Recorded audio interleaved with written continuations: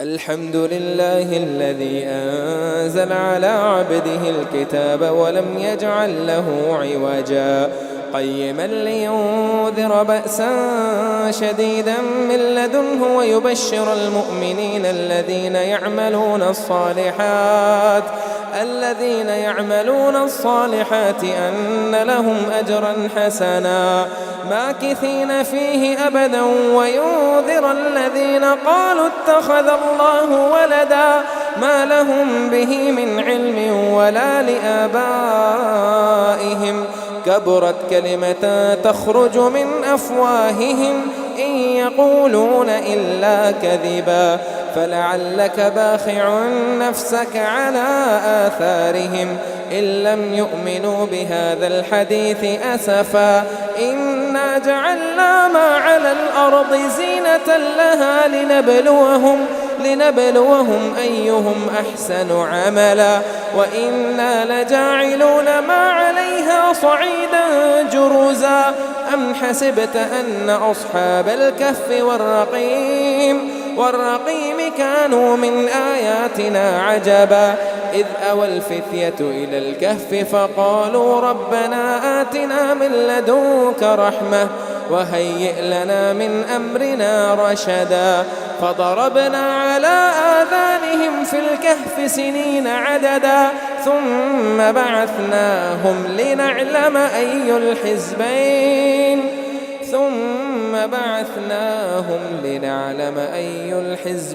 أحصى لما لبثوا أمدا نحن نقص عليك نبأهم بالحق إنهم فتية آمنوا بربهم وزدناهم هدى وربطنا على قلوبهم إذ قاموا فقالوا ربنا رب السماوات والأرض لن ندعو من دونه إلها لقد قلنا إذا شططا هؤلاء قوم اتخذوا من دونه آلهة لولا يأتون عليهم بسلطان بين فمن أظلم ممن افترى على الله كذبا وإذ اعتزلتموهم وما يعبدون إلا الله فأووا إلى الكهف ينشر لكم ربكم من رحمته ويهيئ لكم من أمركم مرفقا وترى الشمس إذا طلعت تزاور عن كهفهم ذات اليمين وإذا غربت تقرضهم ذات الشمال وهم في فجوة منه ذلك من آيات الله من يهد الله فهو المهتدي ومن يضلل فلا تجد له وليا مرشدا وتحسبهم أيقاظا وهم رقود ونقلبهم ذات اليمين وذات الشمال وكلبهم باسط ذراعيه بالوصيد لو اطلعت عليهم لوليت منهم فرارا ولملئت منهم رعبا وكذلك بعثناهم ليتساءلوا بينهم قال قائل منهم كم لبثتم قالوا لبثنا يوما أو بعض يوم قالوا ربكم أعلم بما لبثتم فابعثوا أحدكم بورقكم هذه إلى المدينة فلينظر أيها أزكى طعاما فليأتكم برزق منه وليتلطف ولا يشعرن بكم أحدا إنهم إن يظهروا عليكم يرجموكم أو يعيدوكم في ملتهم ولن تفلحوا إذن أبدا وكذلك أعثرنا عليهم ليعلموا أن وعد الله حق وأن الساعة لا ريب فيها إذ يتنازعون بينهم أمرهم فقالوا ابنوا عليهم بنيانا ربهم أعلم بهم قال الذين غلبوا على أمرهم لنتخذن عليهم مسجدا سيقولون ثلاثة رابعهم كلبهم ويقولون 5 سادسهم كلبهم رجما بالغيب ويقولون 7 وثامنهم كلبهم قل ربي أعلم بعدتهم ما يعلمهم إلا قليل فلا تمار فيهم إلا مراء ظاهرا ولا تستفت فيهم منهم أحدا ولا تقولن لشيء إني فاعل ذلك غدا إلا أن يشاء الله واذكر ربك إذا نسيت وقل عسى أن يهديني ربي لأقرب من هذا رشدا ولبثوا في كهفهم 300 سنين وازدادوا 9 قل الله أعلم بما لبثوا له غيب السماوات والأرض أبصر به وأسمع ما لهم من دونه من ولي ولا يشرك في حكمه أحدا واتل ما أوحي إليك من كتاب ربك لا مبدل لكلماته ولا تجد من دونه ملتحدا واصبر نفسك مع الذين يدعون ربهم بالغداة والعشي يريدون وجهه ولا تعد عيناك عنهم تريد زينة الحياة الدنيا ولا تطع من أغفلنا قلبه عن ذكرنا واتبع هواه وكان أمره فرطا وقل الحق من ربكم فمن شاء فليؤمن ومن شاء فليكفر إنا أعتدنا للظالمين نارا أحاط بهم سرادقها وإن يستغيثوا يغاثوا بماء كالمهل يشوي الوجوه بئس الشراب وساءت مرتفقا إن الذين آمنوا وعملوا الصالحات إنا لا نضيع أجر من أحسن عملا أولئك لهم جنات عدن تجري من تحتهم الأنهار يحلون فيها من أساور من ذهب ويلبسون ثيابا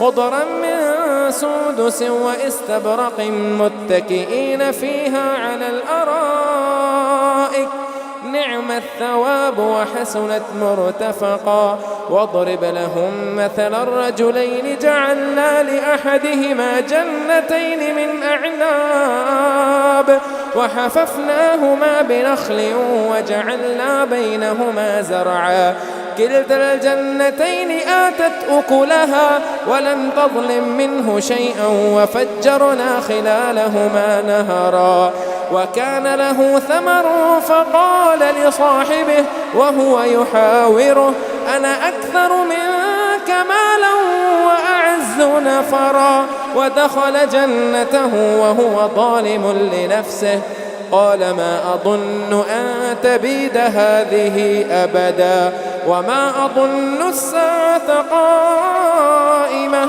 ولئن رددت إلى ربي لأجدن خيرا منها منقلبا قال له صاحبه وهو يحاوره أكفرت بالذي خلقك من تراب ثم من نطفة ثم سواك رجلا لكنا هو الله ربي ولا أشرك بربي أحدا ولولا إذ دخلت جنتك قلت ما شاء الله لا قوة إلا بالله إن ترني أنا أقل منك مالا وولدا فعسى ربي أن يؤتيني خيرا من جنتك ويرسل عليها حسبانا من السماء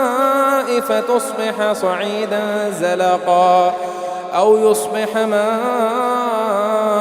غورا فلن تستطيع له طلبا وأحيط بثمره فأصبح يقلب كفيه على ما أنفق فيها وهي خاوية على عروشها ويقول يا ليتني لم أشرك بربي أحدا ولم تكن له فئة ينصرونه من دون الله وما كان منتصرا هنالك الولاية لله الحق هو خير ثوابا وخير عقبا واضرب لهم مثل الحياة الدنيا كماء إن أنزلناه من السماء فاختلط به نبات الأرض فأصبح هشيما تذروه الرياح وكان الله على كل شيء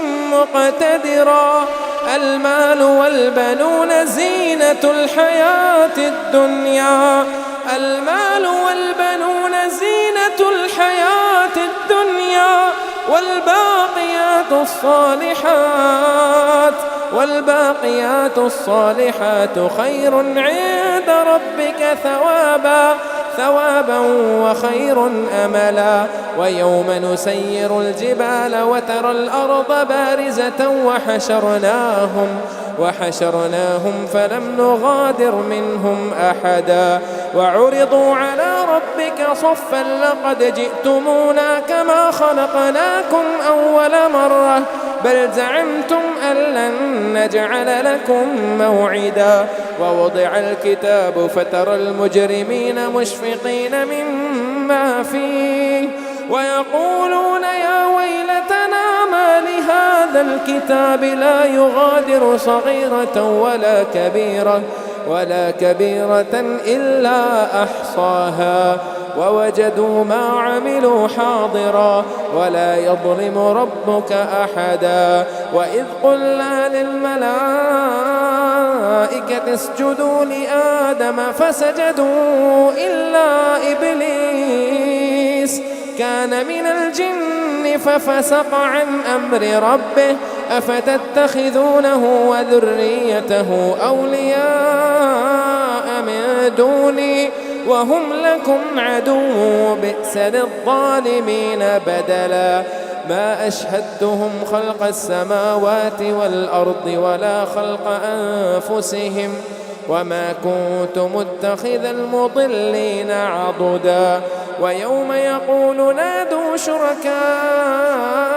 الذين زعمتم فدعوهم فلم يستجيبوا لهم وجعلنا بينهم موبقا ورأى المجرمون النار فظنوا أنهم مواقعها ولم يجدوا عنها مصرفا ولقد صرفنا في هذا القرآن للناس من كل مثل وكان الإنسان أكثر شيء جدلا وما منع الناس أن يؤمنوا إذ جاءهم الهدى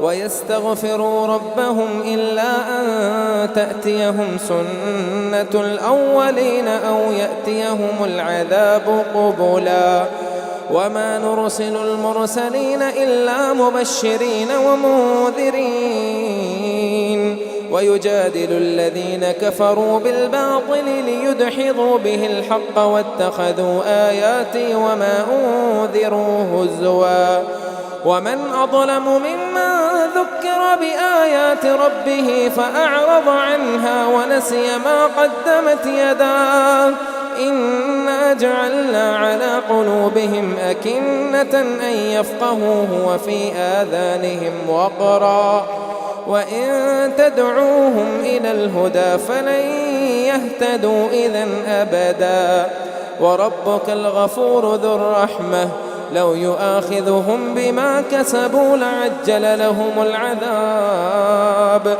بل لهم موعد لن يجدوا من دونه موئلا وتلك القرى أهلكناهم لما ظلموا وجعلنا لمهلكهم موعدا. وإذ قال موسى لفتاه لا أبرح حتى أبلغ مجمع البحرين أو أمضي حقبا. فلما بلغا مجمع بينهما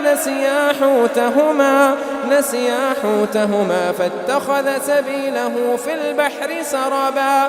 فلما جاوزا قال لفتاه آتنا غداءنا لقد لقينا من سفرنا هذا نصبا. قال أرأيت إذ أوينا إلى الصخرة فإني نسيت الحوت وما أنسانيه إلا الشيطان أن أذكره واتخذ سبيله في البحر عجبا. قال ذلك ما كنا نبغ فارتدا على آثارهما قصصا. فوجدا عبدا من عبادنا آتيناه رحمة من عندنا وعلمناه من لدنا علما. قال له موسى هل أتبعك على أن تعلمني مما علمت رشدا. قال إنك لن تستطيع معي صبرا وكيف تصبر على ما لم تحط به خبرا. قال ستجدني إن شاء الله صابرا ولا أعصي لك أمرا.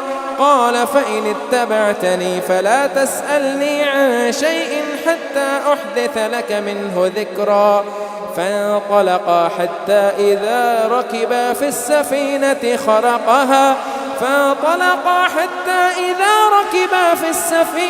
خرقها قال أخرقتها لتغرق أهلها لقد جئت شيئا إمرا.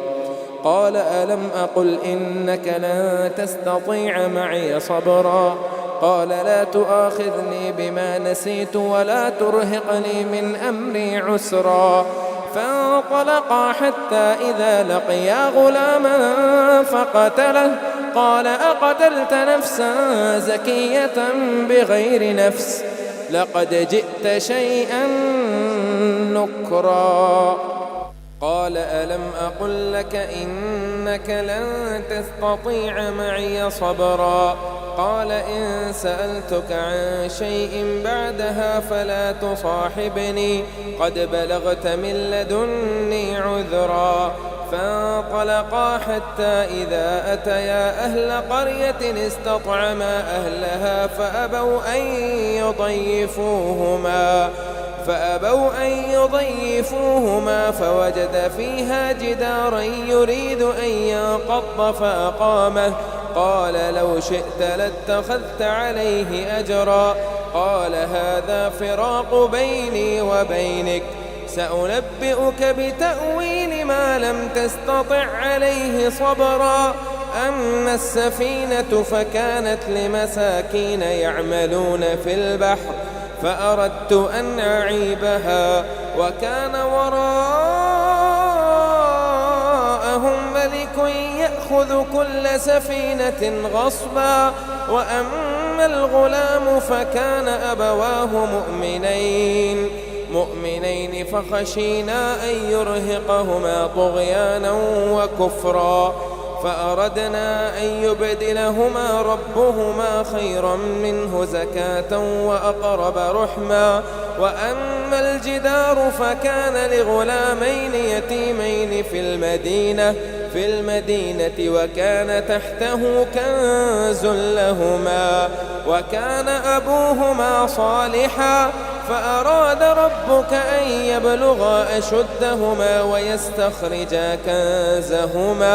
ويستخرجا كنزهما رحمة من ربك وما فعلته عن أمري ذلك تأويل ما لم تسطع عليه صبرا.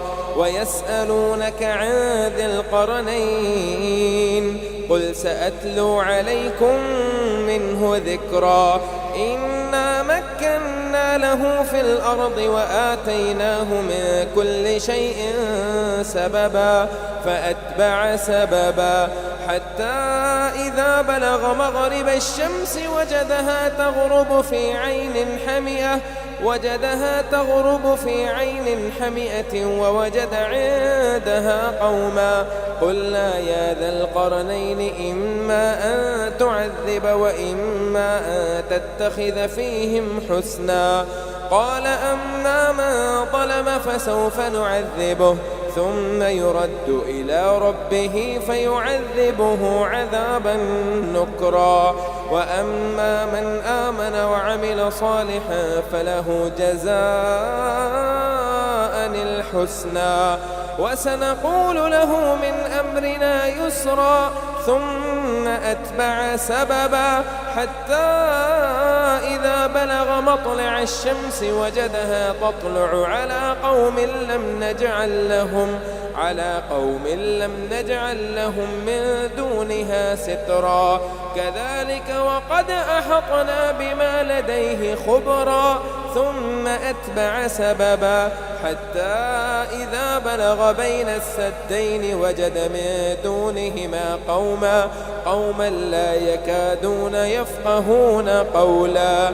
قالوا يا ذا القرنين إن يأجوج ومأجوج مفسدون في الأرض فهل نجعل لك خرجا على أن تجعل بيننا وبينهم سدا.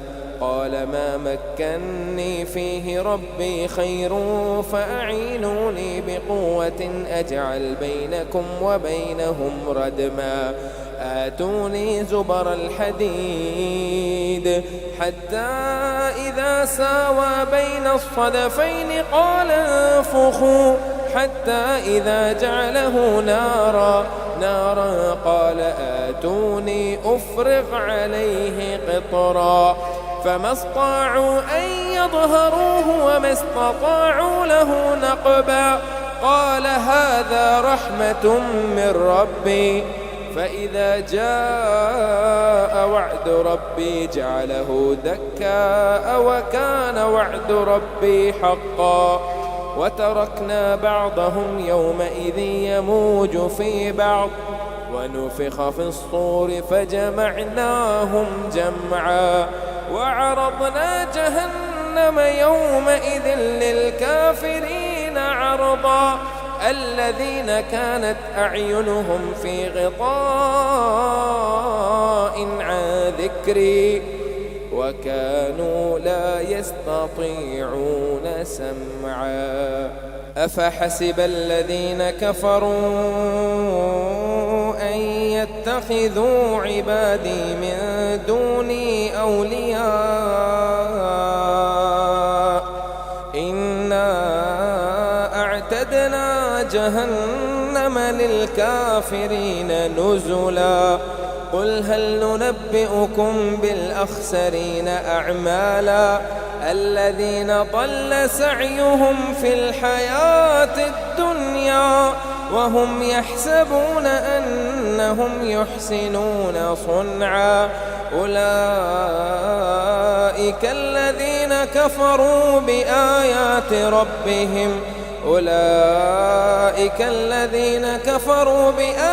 ربهم ولقائه فحبطت أعمالهم فلا نقيم لهم يوم القيامة وزنا.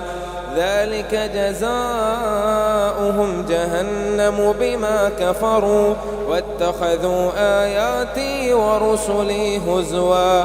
إن الذين آمنوا وعملوا الصالحات كانت لهم جنات الفردوس نزلا خالدين فيها لا يبغون عنها حولا. قل لو كان البحر مدادا لكلمات ربي لنفد البحر قبل أن تنفد كلمات ربي ولو جئنا بمثله مددا. قل إنما أنا بشر مثلكم يوحى إلي أنما إلهكم إله واحد فمن كان يرجو لقاء ربه ربه فليعمل عملا صالحا ولا يشرك بعبادة ربه أحدا.